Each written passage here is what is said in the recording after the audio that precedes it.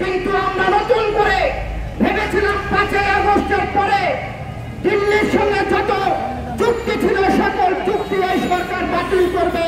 বাতিল না করে বাংলাদেশের মানুষকে না জানিয়ে নতুন করে তারা 1200 টন ইলিশ দিয়েছে। তিনি বলছেন যে ভারতে নাকি পূজা।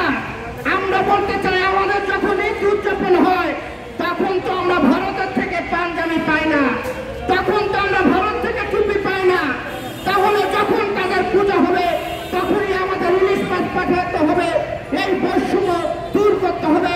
সকলকে ধন্যবাদ জানিয়ে আমি আমার কথা শেষ করছি।